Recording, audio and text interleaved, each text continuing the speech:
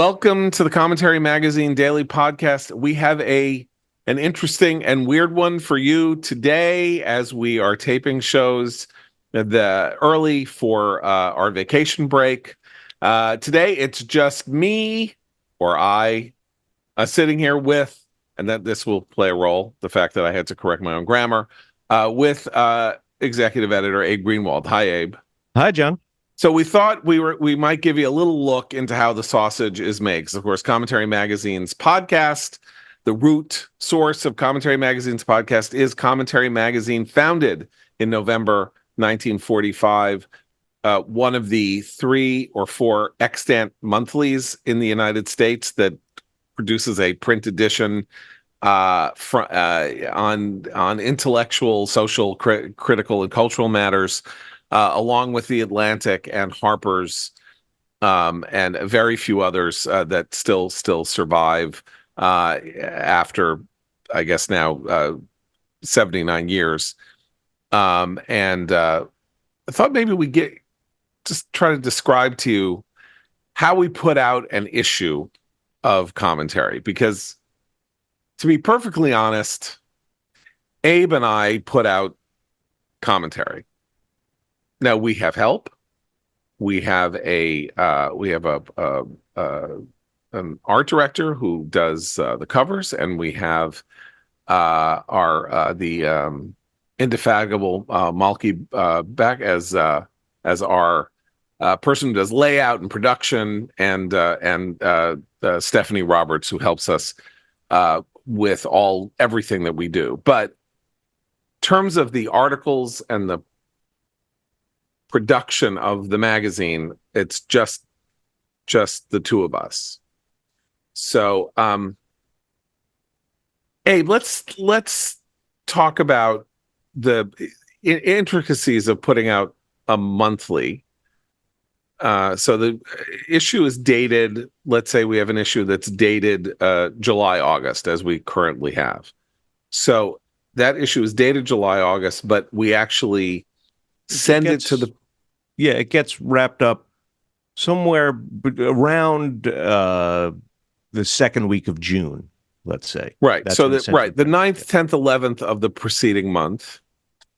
And then we literally, you literally press a button, and the pages, which are no longer physical, but solely in design, the program, are then sent to a printer, converted into plates, and then a magazine is produced. Physical magazine is produced over the course of the next week, put in the mails, and then delivered at the sufferance of however the U.S. mails are working at any given time. It is delivered at any point after that into the first or second week of the following month, or the month that it's dated, July. So we have to close an issue that we recognize, but then this gets complicated. Readers of the physical magazine are not going to get for at least 2 weeks after we put the article to bed. Now, since the dawn of the internet age, this is made more interesting because we are able, once we close the issue, or we would be able to do it before, but we have our own standards here, to put it out the minute that we're done shipping the issue, online. So you could read, as with the entire July, August issue, you could have read that on around June 14th or 15th or something like that, even though subscribers to the physical magazine won't get it for another week and a half. And so, because it's a monthly, I hate the word content too, but the articles have to transcend the news cycle, because which is, I think, a wonderful challenge, because everything else is geared toward the news cycle. So we have to come up with ideas that are more enduring, larger, more important. Right. So let's just take a look at the July-August issue and describe how we came to assemble it. So this is actually a larger issue than it's a double issue, so it's a larger issue than most. Our issues generally run 48 to 56 pages. 56 pages is probably our usual. We are, by the way, obliged, little tip for you guys. Magazines come in 8-page increments because something called a signature, that is a giant sheet of paper, is what it is printed on. And that piece of paper is then folded in fourths and printed on both sides and cut. And then that makes one part of a magazine. And you can have an odd number of pages if you're willing to pay enormous amounts of money to bind in 1 page or 2 pages or something like that. But generally speaking, magazines that you read are divisible by 8, because that is the way it has almost always been done for the reason I described. So this is a larger one. So let's go through it. And first of all, the columns.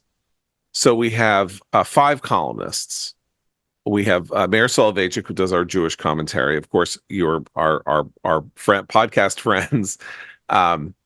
Christine Rosen does media commentary. Matt Continetti does Washington commentary. James B. Meggs does tech commentary. And then we have Rob Long, who does Hollywood commentary in the back of the issue.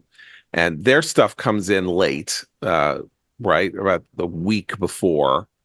Sometimes pressing up against the deadline in order to be fresher, because they are often writing about that's where you're going to see things that are trying to deal with matters that just took place in the news or that are, under discussion, under hot discussion. And also they come in later because there are columnists, they have to file. So we don't have to, Yeah, that's right. Yeah. Yeah, we don't need it. We don't need them early because they know that they are, the deadline is their discipline. Right. So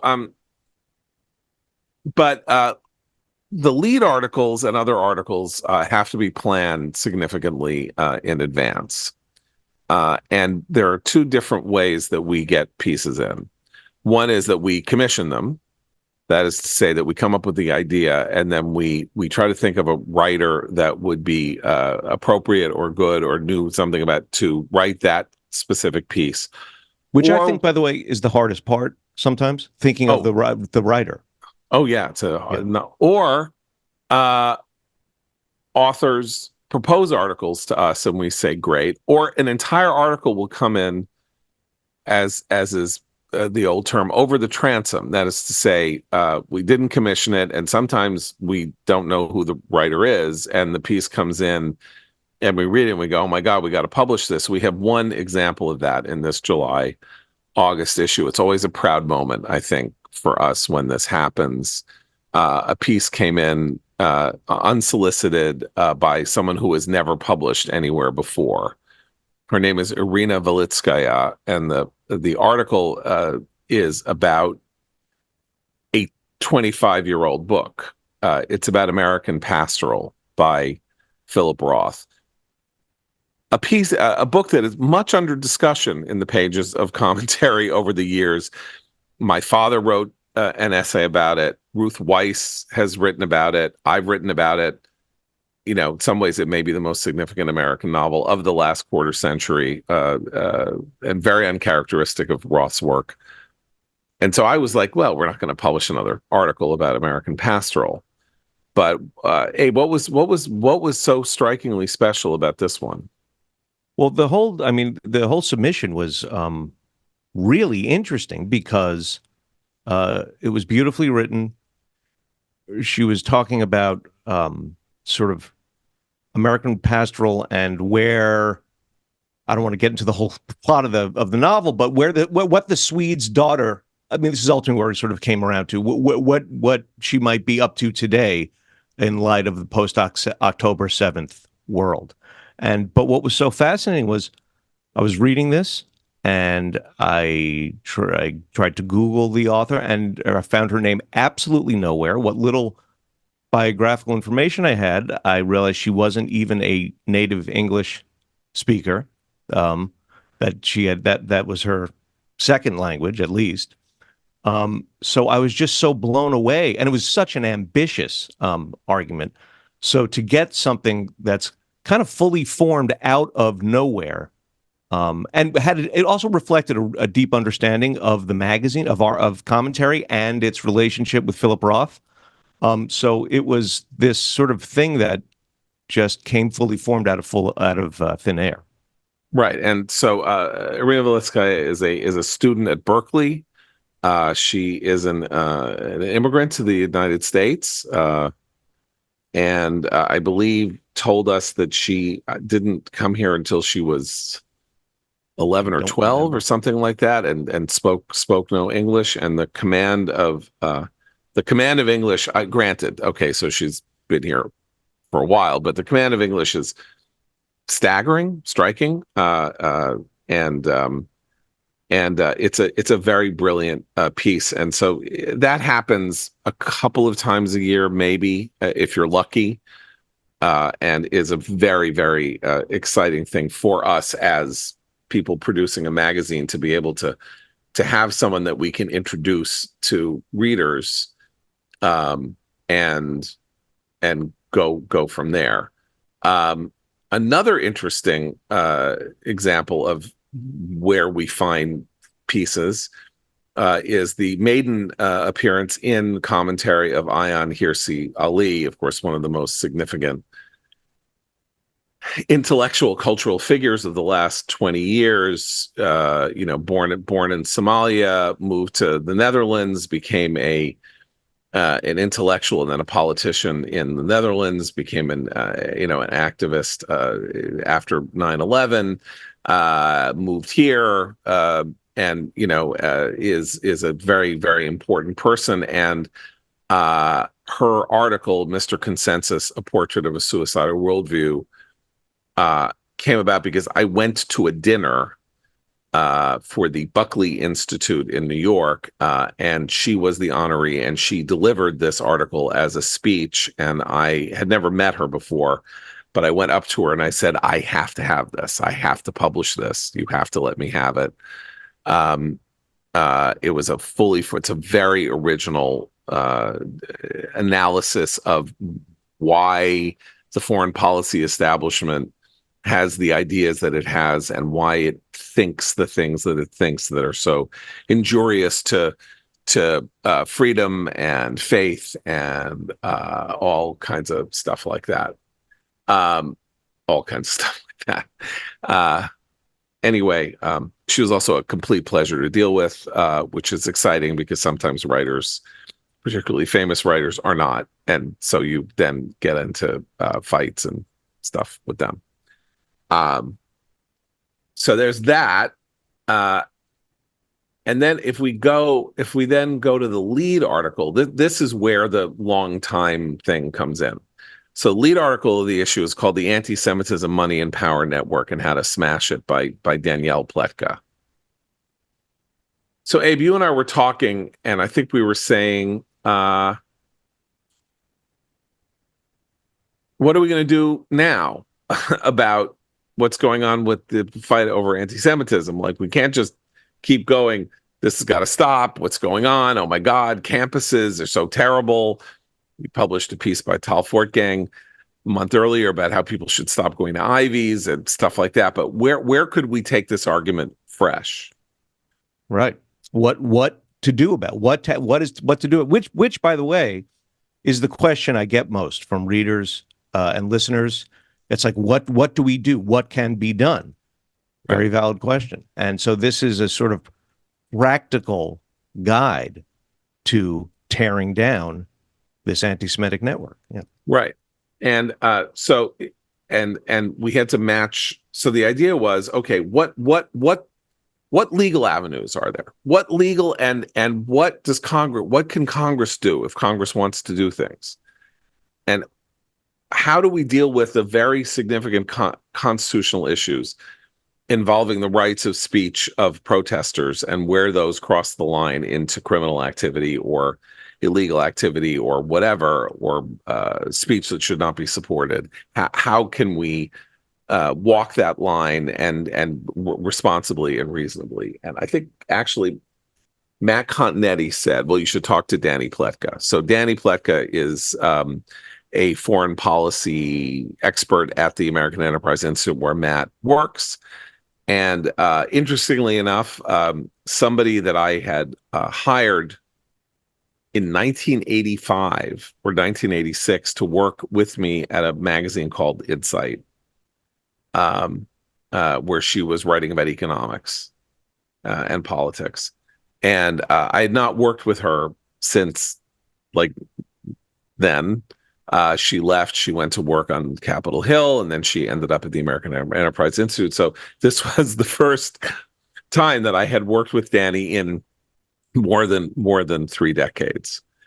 And we had a long conversation about what this piece should or could be. And she said, yeah, but we've been gathering a lot of string on 501c3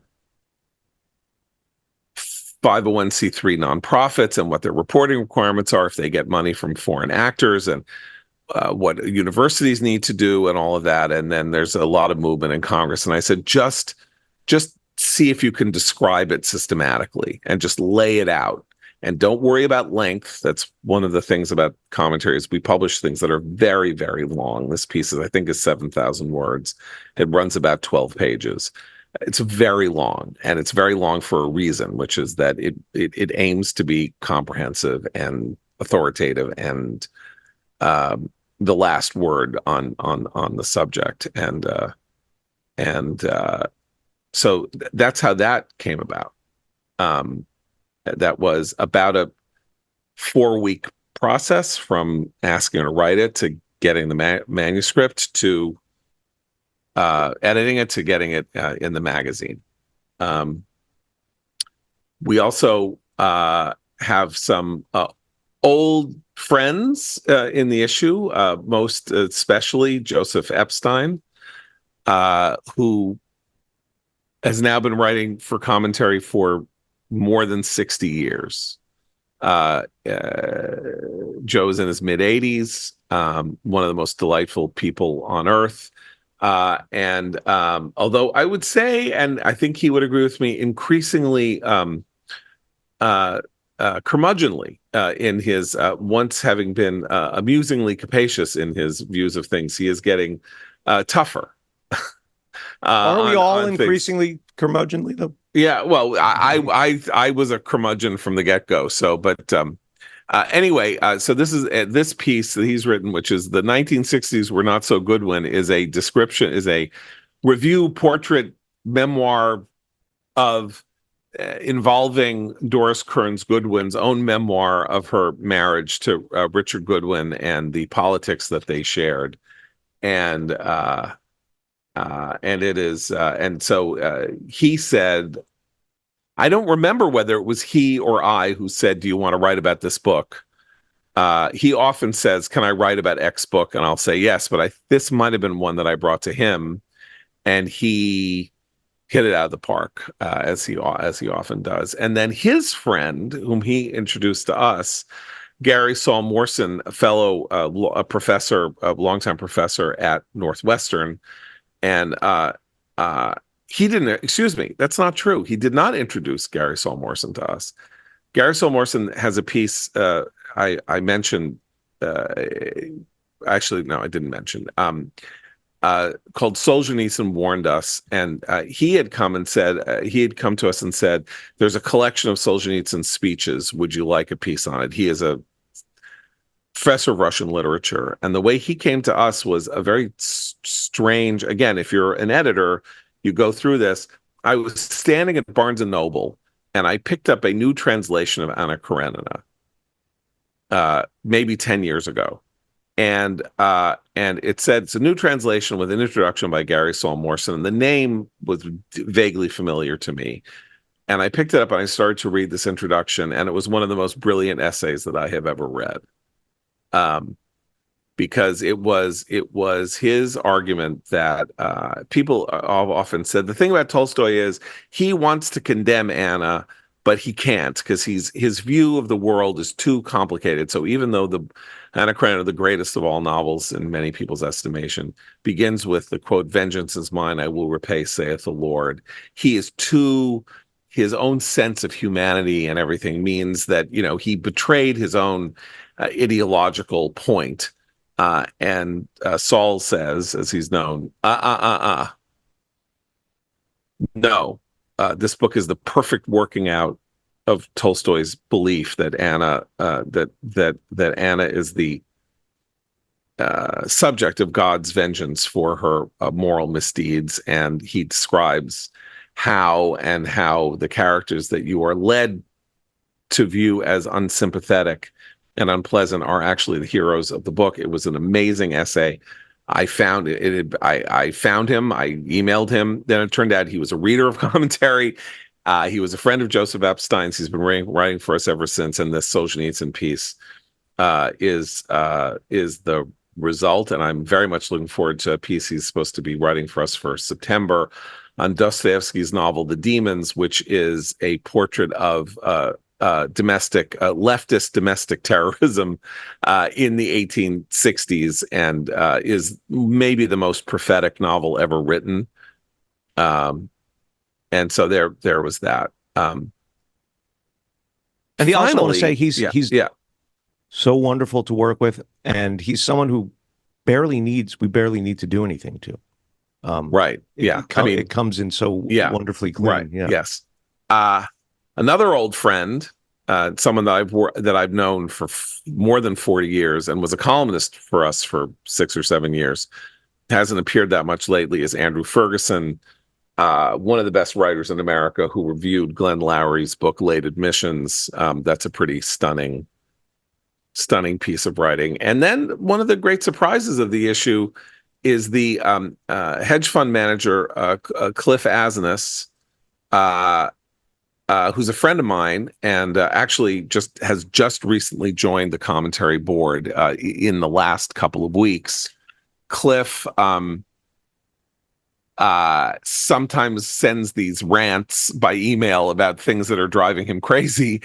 And he had this argument that he decided to make that, if you really look at Hamas and Israel and the fight that's going on here, and why people hate Israel and support Hamas, aside from all of the many other things, that this is part of a culture of opposition to success, and that Hamas is viewed favorably in part by the American left and others hostile to capitalism, precisely because it is a failure and Israel is a success. It's a very interesting and unusual approach, and a lot of people are talking about it, and it's worth the attention. Finally, another longtime contributor who hasn't appeared in our pages in a while, the historian Arthur Herman, contacted me maybe a year and a half ago and said, I want to write an essay on China and AI, because China is eating our lunch in AI, and maybe you hate AI and maybe you don't like AI, but we're unilaterally disarming here against China, and we better do something because they're moving far forward. And I said, great. And then I put it on our story list, and other things were intervening, and it took him a long while to get it to us. And then he did, and it is in this issue, and it's very rich. So I think if you look at this, so all this stuff comes in, Abe, and then I take a first pass as the editor, go through it, do some revisions, rearranging, cutting, that sort of thing, and then I send the piece to you. I send a piece to you, and then what happens? Then I go through it with a sort of lighter hand, or just look at it, make sure it's there aren't any overt mistakes in there. It conforms to house style. Then I send it to Malky to put in galleys, in a digital galley.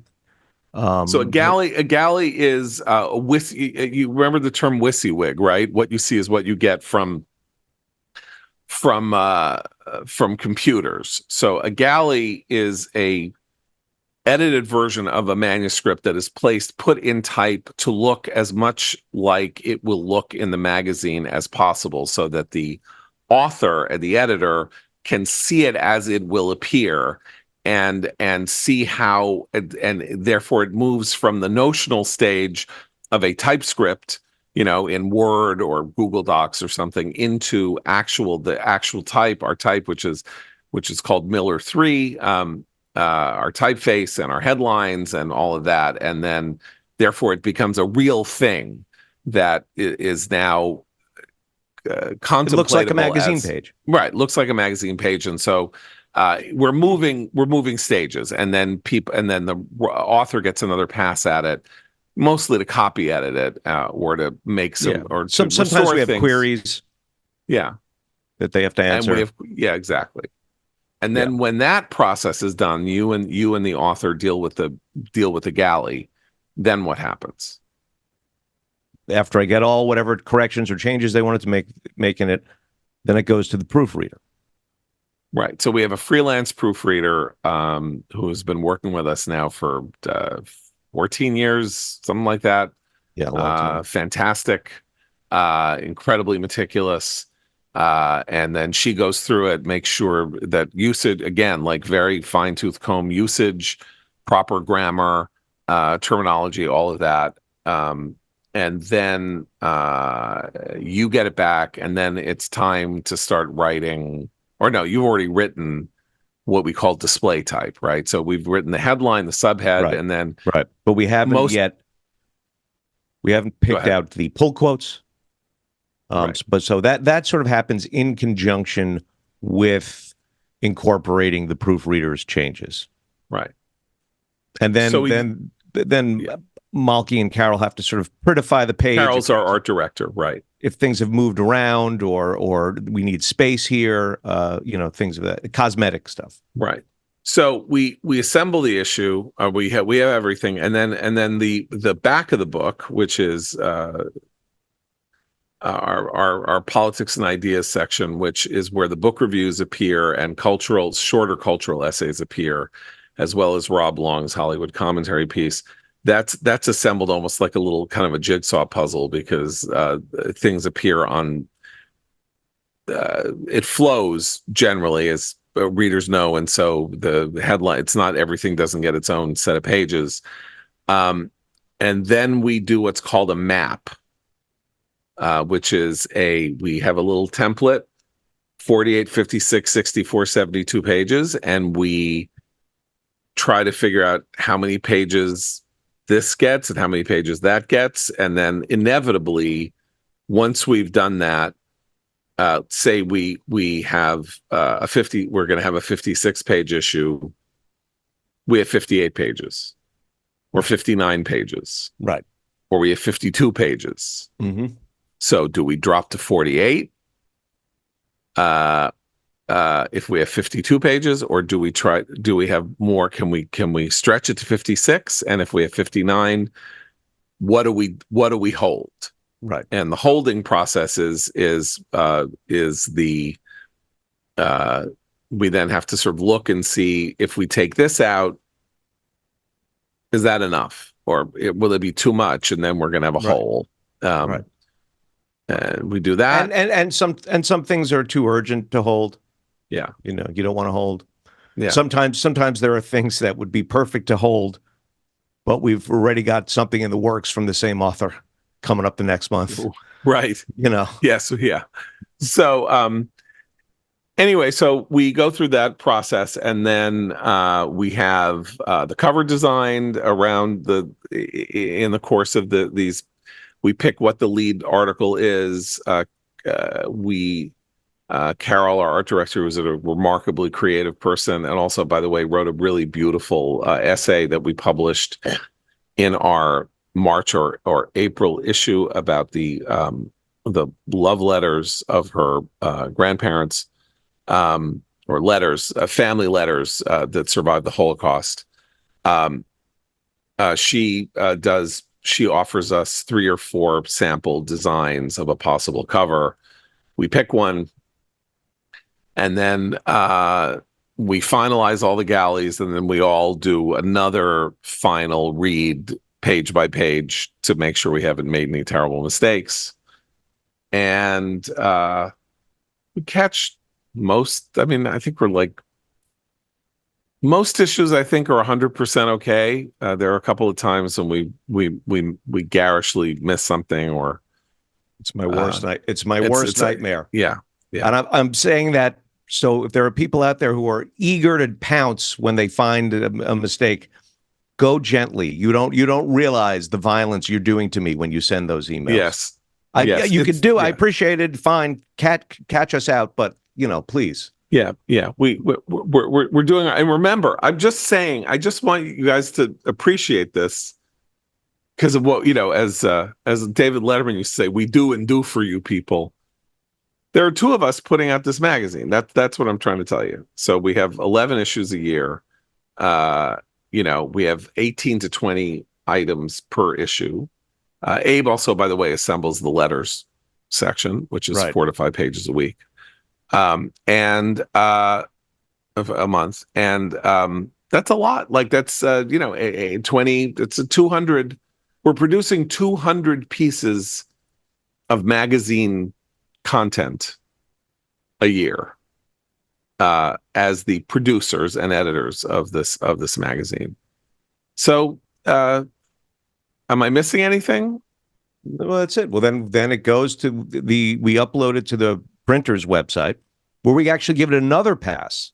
I mean, I look at it to make sure, and sometimes you catch minor things there. And then that's it. Then we wash our hands of it. We had some color issues, right? That bedeviled us right at the end of the production of this issue, meaning that the printer was not properly matching the colors that Carol had selected. Color, of course, being remains a weirdly complicated issue, by the way, in printing. Though we didn't have printed pages because they're still mixing ink. They still have to mix ink. Like if you have a printer that has those 4 color cartridges, that's not all that different from how a printer, a giant printing press works, and you want that color matched. So that's another element of the process. So I hope this was of some interest as a look behind the scenes in how we do what we do. So you can blame Abe. Don't go hard on him. Yeah. Don't blame him. Be gentle about it. But we do hold ourselves to I am very much a believer that the physical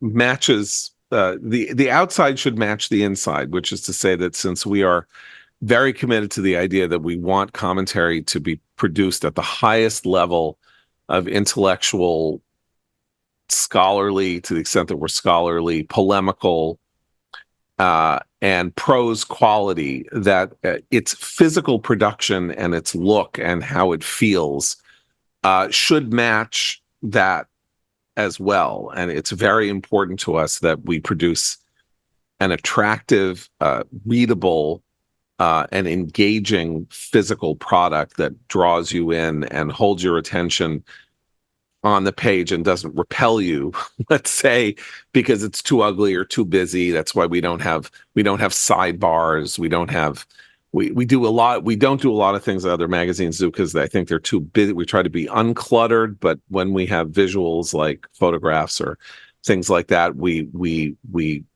are very careful about how we select them, just to make sure that what you see matches the seriousness of what we're trying to present to you in terms of the ideas that we are espousing and trying to advance. Yeah, and just that make sure that nothing draws away from the centrality of the words of the articles themselves. Right. So, okay, well, we did it. We'll be back whenever. So, thanks, Abe. Keep the candle burning.